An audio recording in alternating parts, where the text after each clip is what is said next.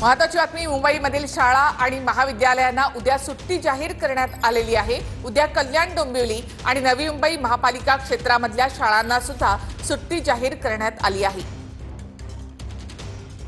मुंबई आणि परिसरामध्ये red alert असल्यामुळे मुंबई आणि परिसरातल्या शाळा उद्या बंद असतील। महाविद्यालयांना देखील सुट्टी जाहीर करण्यात आली आहे। उद्या शाळा महाविद्यालयांना कुठे सुट्टी असेल ते आपण पाहूया। तर मुंबई जिल्हा, ठाणे जिल्हा, पालघर जिल्हा, नवी मुंबई आणि पनवेल महापालिका तर पनवेल पालिका विभाग या ठिकाणी देखील उद्या शाळा आणि महाविद्यालय बंद असतील। शाळा आणि महाविद्यालयांना सुट्टी जाहीर करण्यात आली आहे। पुन्हा एकदा पाहूयात मुंबई जिल्हा, ठाणे जिल्हा, पालघर जिल्हा, नवी मुंबई आणि पनवेल पालिका विभाग या ठिकाणी उद्या शाळा आणि महाविद्यालय यांना सुट्टी जाहीर करण्यात आली आहे।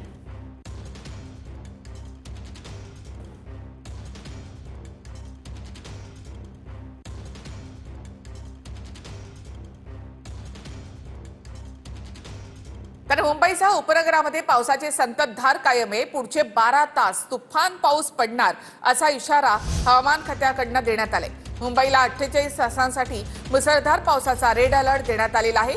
मध्य आणि हार्बर मार्गावरील रेल्वे 20 मिनिटांना सध्या उशिराने सुरू आहेत। तर मुख्यमंत्री फडणवीसांनी खबरदारीच्या सूचना देखील दिल्या आहेत। मुंबईमध्ये पुढचे 12 तास तुफान पाऊस पडणार आहे। मुंबईला 48 तासांसाठी मुसळधार पावसाचा रेड अलर्ट जारी करण्यात आलाय। मध्य हार्बर मार्गावरची रेल्वे 20 मिनिटांना उशिराने धावते।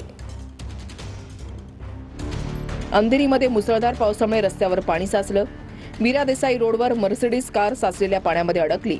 टोईंग व्हॅननं मर्सिडीजला बाहेर काढण्यात आलं। किंग सर्कल परिसरामध्ये पाणी साचलं। रस्त्यावरील साचलेल्या पाण्यामध्ये स्कूल बस अडकली।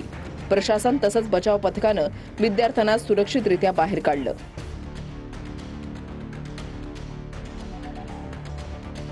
ठाणे शहरामध्ये मुसळधार पाऊस पडत असून शहरातील कळवा पूर्व या भागामध्ये मोठ्या प्रमाणात पाणी साचलं। साचलेल्या पाण्यातून वाट काढताना स्थानिक नागरिकांना अनेक अडचणी येत आहेत। अशातच दुपारच्या शाळांना सुट्टी जाहीर केल्यानं लहान मुलांना चक्क बोटीनं पुढे नेण्यात येत आहे। स्थानिक नागरिकांकडून हे मदत कार्य सध्या सुरू आहे।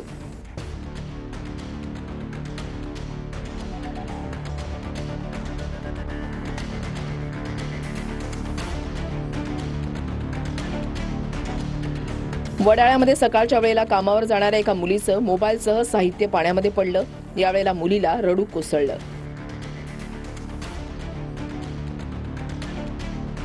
मुंबईमध्ये कुर्ला पूर्व परिसरात रस्त्यावर पाणी साचलं। साचलेल्या पाण्याचा निचरा होत नसल्यानं कुर्ला एसटी डेपो परिसरात मोठ्या प्रमाणात पाणी साचलं। दादरचा हिंदमाता परिसर जलमय झाला। पोलीस आणि महानगरपालिकेचे अधिकारी हिंदमाता परिसरामध्ये तैनात करण्यात आले। हिंदमाता आणि गांधी मार्केट जवळ गुडघावर पावसाचं पाणी साचलंय।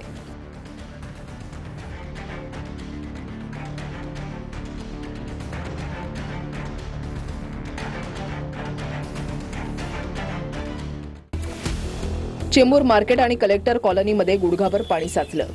पावसाचं पाणी दुकानं आणि घरांमध्ये शिरलं। पाणी साचल्यानं नागरिकांची तारांबळ उडाली। मुंबईच्या चुनाभट्टीमधल्या सोमय्या रुग्णालयाच्या बाहेर पाणी भरलं। पावसामुळे आरोग्य सेवेवर मोठा परिणाम झालाय। वडाळ्याच्या 4 रस्ता भागामधील रस्त्यावरच्या पाण्यात बस अडकली। तिकडे वेलेपार्लेमधील सखल भागामध्ये सुद्धा पाणी साचलं। कुर्ल्यातील एलबीएस रोडवर मोठ्या प्रमाणात पाणी साचलंय। साचलेल्या पाण्यातून मार्ग काढताना वाहनधारकांची तारांबळ उडाल्याचं पाहायला मिळतंय। सकाळपासून सुरू असलेल्या पावसामुळे एलबीएस रोडवर पाणी साचलंय। दहिसर टोल नाक्याजवळ पश्चिम द्रुतगती महामार्गावर पाणी साचलं। तसंच मालाड सबवेमध्ये पाणी भरण्यास सुरुवात झाली आहे। जोगेश्वरी पश्चिम द्रुतगती महामार्गाजवळ पाणी साचल्यानं वाहतूक संथ गतीनं।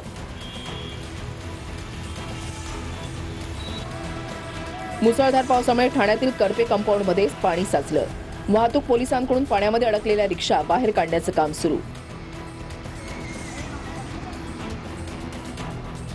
भिवंडीमध्ये झालेल्या मुसळधार पावसानं नागरिकांची दाणादाण उडवली आहे। तर कामवारी नदीच्या पाणी पातळीमध्ये मोठ्या प्रमाणात वाढ होतीये। पावसाचा जोर कायम राहिल्यास नदीलगतच्या शहरातील म्हाडा कॉलनी, ईदगाह परिसरातील झोपडपट्टीमध्ये पाणी शिरण्याची भीती आहे.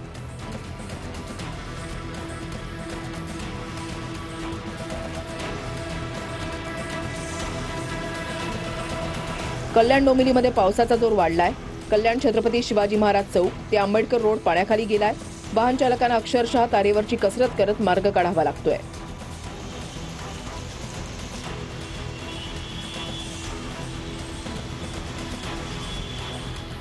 कल्याण लोहमार्ग पोलीस ठाण्यामध्ये पावसाचं पाणी शिरलं. पोलिसांच्या स्वागत कक्ष तसंच आरोपी ठेवण्याच्या लॉकअपमध्ये पाणी साचल्यानं कामकाजावर परिणाम झालाय.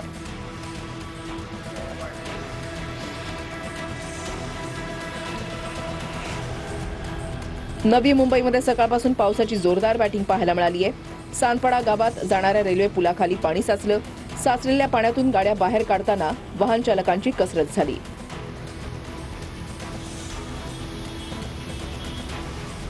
नवी मुंबईमध्ये पहाटेपासून जोरदार पाऊस. वाशीतील एपीएमसी मार्केटमध्ये पाणी साचलं. पावसामुळे नवी मुंबईतील सखल भागामध्ये पाणी साचलं.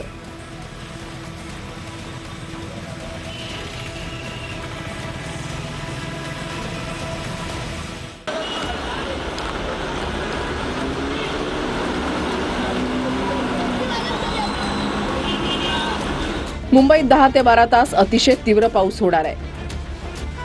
उद्या शाळांना सुट्टी द्यायची की नाही पालिका संध्याकाळी घोषित करेल. आज संध्याकाळी 6 ते 6:30 नंतर भरतीची शक्यता आहे. आज 3 मीटर उंचीच्या तर उद्या 4 मीटर उंचीच्या लाटा उसळण्याची शक्यता आहे. मुंबईमध्ये सकाळी 6च्या पूर्वी 48 तासात जवळपास 200 मिलीमीटर पावसाची नोंद झाली आहे. मुंबईमध्ये पुढचे 10 ते 12 तास अतिशय पावसाचा तीव्र जोर असण्याची शक्यता आहे. रेड अलर्ट देखील मुंबईला मिळालेला आहे. आज आपण सकाळचं सत्र तर नव्हतं पण दुपारच्या सत्रामध्ये शाळांना सुट्टी दिलेली आहे आणि मंत्रालयात वगैरे देखील आपण हे सांगतोय की दुपारी लवकर 4 वाजेनंतर लोकांना निघून जायची परवानगी जी आहे ते आपण या ठिकाणी देतो. आणि आज संध्याकाळी डॉपलरमधनं आणि इतर सगळ्या सोर्सेसमधनं जे काही अलर्ट्स येतील त्याच्या आधारावर उद्या शाळांना सुट्टी द्यायची की नाही संध्याकाळी घोषित केलं जाईल.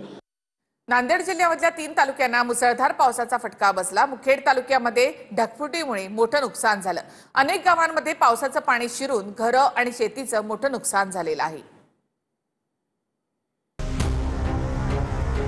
नांदेड जिल्ह्यामधल्या मुखेड तालुक्यात ढगफुटी झाली. मुखेड तालुक्यामध्ये तब्बल 206 मिलीमीटर पाऊस झालाय. ढगफुटीमुळे लेंडी नदीला पूर आला. रावणगाव, भासवाडी, भिंगेली आणि हासनाळ या गावांमध्ये पुराचं पाणी शिरलं. एनडीआरएफच्या पथकाने रावण गावातून 256 जणांना बाहेर काढले. हे नागरिक 12 पेक्षा जास्त तासांपासून घरात अडकून पडले होते. मुखेड तालुक्यामधील मुक्रमाबाद गावामध्ये पुराच्या पाण्यामध्ये बुडून 40 ते 50 म्हशींचा मृत्यू झालाय. मुखेड तालुक्यामधल्या हसनाळ गावाला पुराचा पाण्याचा वेढा पडलाय. एनडीआरएफच्या पथकाने महिला, लहान मुलं आणि वृद्धांना बाहेर काढलं. देगलूर तालुक्यामधील हानेगाव परिसरातही ढगफुटी झाली. शेतकऱ्यांचं तोडणीला आलेलं मुगाचं पीक पाण्यात गेलं. नांदेडच्या लोहा तालुक्यामधील भेंडेगावमध्ये काही नागरिक पुराच्या पाण्यामध्ये अडकले. भेंडेगावमध्ये शेतीचंही प्रचंड नुकसान झालंय. नांदेड जिल्ह्यामधल्या देगलूर मुक्राबाद रस्त्याला तळ्याचं स्वरूप आलं होतं. रस्त्यावरच्या गाड्या पाण्याखाली गेल्या होत्या. नांदेडच्या मुखेड तालुक्यातल्या तारदडवाडी गावातले रस्ते पाण्यात गेले. अंत्यविधीसाठी सुद्धा नागरिकांना जीव धोक्यात घालून जावं लागलंय.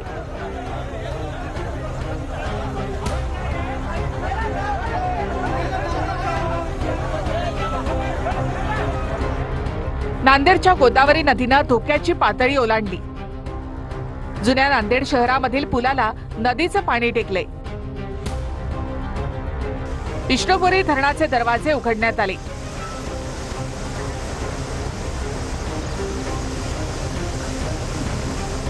लातूर जिल्ह्यामधल्या उदगीर तालुक्यातील धडकनाळ आणि बोरगाव गावामध्ये लेंडी नदीच्या पुराचं पाणी शिरलं. त्यामुळे शेतीचंही मोठं नुकसान झालंय। गेले 2 दिवस आणि पुढचे 3 दिवस बीड, लातूर आणि नांदेड इथली पूरस्थिती जी आहे ही जरा संभावित आहे। नांदेड जिल्ह्यामध्ये मुखेड च्या भागामध्ये 206 mm पाऊस पडला, म्हणजे ढगफुटी सदृश अशा प्रकारचा पाऊस हा त्या ठिकाणी पडलेला आहे। NDRF ची टीम, SDRF ची टीम त्या ठिकाणी आपण नेलेली आहे आणि आता मिलिटरीची टीम देखील त्या ठिकाणी पोहोचलेली आहे। रामणगाववरनं 226 लोकांना त्या ठिकाणी काढलेलं आहे। अजून 3 गावातनं लोक काढण्याचं काम चाललेलं आहे। नांदेडच्या मुखेड तालुक्यामधील हसनाळ गावामध्ये 2 महिलांचे मृतदेह सापडले। गंगाबाई मादळे आणि भीमाबाई मादले अशी या मृत महिलांची नावं आहेत। या गावाला पुराच्या पाण्यानं वेढलेलं आहे। यातच वाहून गेलेल्या इतर 4 ते 5 जणांचा शोध सुरू आहे। पश्चिम महाराष्ट्रामध्ये सुद्धा जोरदार पाऊस बरसतोय। सातारा, सांगली, कोल्हापूर या जिल्ह्यांमध्ये धरण क्षेत्रामध्ये प्रचंड पाऊस झालाय। सातारा जिल्ह्यामधल्या घाट क्षेत्रामध्ये पावसाचा रेड अलर्ट जारी करण्यात आलाय। कोल्हापूर जिल्ह्यात पावसाचा जोर वाढलाय। मुसळधार पावसामुळे राधानगरी धरणाचे 7ही दरवाजे उघडले आहेत। धरणातून 11,500 क्युसेक पाण्याचा विसर्ग सुरू आहे। त्यामुळे पंचगंगा नदीच्या पाणी पातळीत मोठी वाढ झाली। पंचगंगा नदीची पाणी पातळी 29 फुटांपर्यंत पोहोचली। सातारा जिल्ह्यातील कोयना धरणातून पाण्याचा विसर्ग वाढवलाय। कोयना धरणाचे 6 वक्र दरवाजे 3 फुटांपर्यंत उघडण्यात आले।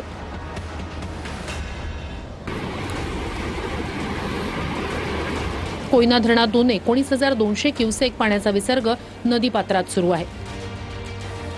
सातारा जिल्ह्यातल्या महाबळेश्वरमध्ये मुसळधार पाऊस कोसळतोय। यामुळे कन्हेर, धोम आणि उरमोडी धरणांच्या पाणी पातळीत वाढ झाली। सांगली जिल्ह्यातील शिराळा तालुक्यातील चांदोली धरण क्षेत्रात अतिवृष्टी झाली आहे। यामुळे चांदोली धरण जवळपास 92% भरले।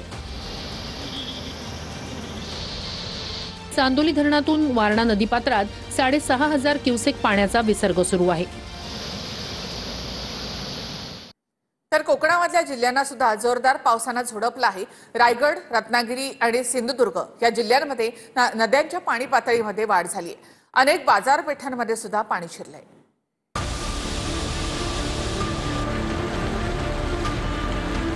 कोकणात पावसाचा धुमशान, नद्यांना पूर, बाजारपेठा पाण्यात। रत्नागिरी जिल्ह्यामधल्या संगमेश्वर तालुक्यात गड नदीला पूर आला। पुराचं पाणी मागजन बाजारपेठेमध्ये शिरलं। बाजारपेठेमधल्या 10 दुकानांमध्ये 4 ते 5 फुटांपर्यंत पाणी शिरलं। चिपळूणमध्ये वाशिष्ठी नदीचं पाणी शहरातल्या जुना बाजारपूल परिसरामध्ये शिरलं। मुसळधार पावसामुळे खेडमधल्या जगबुडी नदीनं धोक्याची पातळी ओलांडली।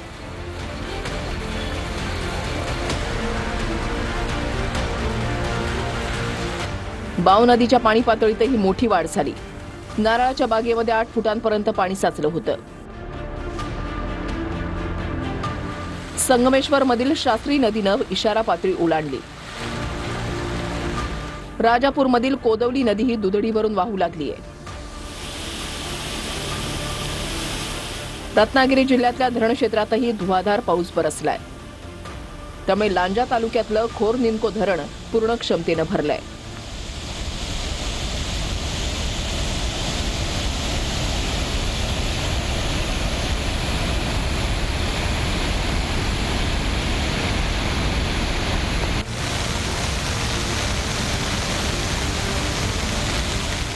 रत्नागिरी जिल्ह्यातल्या आंबा घाटात दरड कोसळली।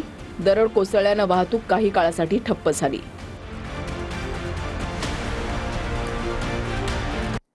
विरोधी पक्ष मुख्य निवडणूक आयुक्तांच्या विरोधामध्ये महाभियोग आणणार आहे अशी माहिती मिळते। निवडणूक आयोगाच्या विरोधामध्ये विरोधी पक्षांनी संयुक्त पत्रकार परिषद घेतली।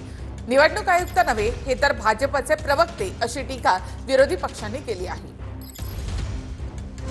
काँग्रेस खासदार नासिर हुसेन यांच्या एका वक्तव्यानं मुख्य निवडणूक आयुक्तांच्या विरोधात महाभियोग आणण्याच्या विरोधकांच्या हालचाली सुरू असल्याची चर्चा सुरू झाली आहे। गरज भासल्यास काँग्रेस महाभियोग प्रस्ताव आणू शकतो असं वक्तव्य हुसेन यांनी केलंय।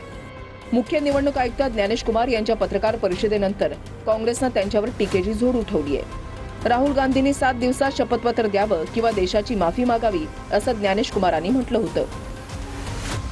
यावर राहुल गांधींसह 9 नेत्यांनी मुख्य निवडणूक आयुक्तांवर चांगलंच तोंडसूट घेतलं।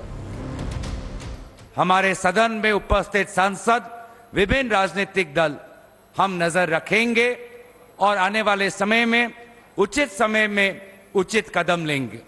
एक स्तर पर उनके अंदर राजीव जी आ गए थे, पुराने वाले, शायराना अंदाज में बोला, क्या होता है पक्ष विपक्ष नहीं सब समकक्ष हैं। ये कहना आसान है, दिखना बड़ा मुश्किल है। कल हम अपने मुख्य चुनाव आयुक्त को ढूंढ रहे थे, वो तो मिले नहीं, बीजेपी का एक नया प्रवक्ता और मिल गया। शुक्रिया। हम सभी लोग इकट्ठे आकर एसआईआर पर जो मांग कर रहे थे, उस मांग को लेकर सरकार आगे कदम नहीं उठा रही है। हम सब, सिर्फ पार्टियां नहीं, देश की जनता देख ले कि किस तरह से ये झूठा कारोबार करके सत्ता पे आते, उसके ऊपर सब लोग इकट्ठा होना चाहिए। ज्ञानेश कुमार यांच्या विरोधात काँग्रेसनं महाभियोग आणल्यास ती देशाच्या इतिहासामधली मोठी घटना असेल। मात्र महाभियोग प्रस्ताव आणण्यासाठी लोकसभेत 100 खासदारांच्या आणि राज्यसभेत 50 खासदारांच्या सह्या असणं आवश्यक आहे। धुळ्याच्या शिरपूरमध्ये दहिवद गावाजवळ लैंगिक अत्याचार प्रकरणामध्ये आदिवासी बांधवांनी मूक मोर्चा काढला। यावेळी काही आंदोलकांनी पोलिसांसोबत झटापट केली। या झटापटीनंतर आदिवासी आंदोलकांवर पोलिसांनी लाठीचार्ज केला आहे। धुळ्यातील शिरपूरमध्ये अल्पवयीन मुलीवरील अत्याचाराच्या निषेधार्थ काढलेल्या मोर्चाला हिंसक वळण मिळालं। मोर्चादरम्यान पोलीस आणि आंदोलकांमध्ये बाचाबाची झाली, झटापटही झाली आणि त्यानंतर लाठीचार्ज झालेला पाहायला मिळाला। झटापटीच्या घटनेमध्ये पोलीस निरीक्षक जयपाल हिरेंवर चाकूने हल्ला करण्यात आला। या हल्ल्यामध्ये पोलीस निरीक्षक जखमी झाले असून त्यांना रुग्णालयात दाखल करण्यात आलं होतं। मोर्चामध्ये सहभागी झालेल्या संतप्त मोर्चेकरांना पांगवण्यासाठी पोलिसांना लाठीचार्ज करावा लागला होता। या घटनेच्या निषेधार्थ हजारोंच्या संख्येने आदिवासी समाज संघटनांनी एकत्र येत शिरपूर तहसील कार्यालयावर निषेध मोर्चा काढला। धुळ्यात स्वातंत्र्य दिनी एका 28 वर्षीय नराधमाने 8 वर्षीय चिमुकलीवर अत्याचार केल्याचं उघडकीस आलं होतं। घटनेच्या निषेधार्थ धुळ्याच्या शिरपुरात आदिवासी संघटनांनी मोर्चा काढला।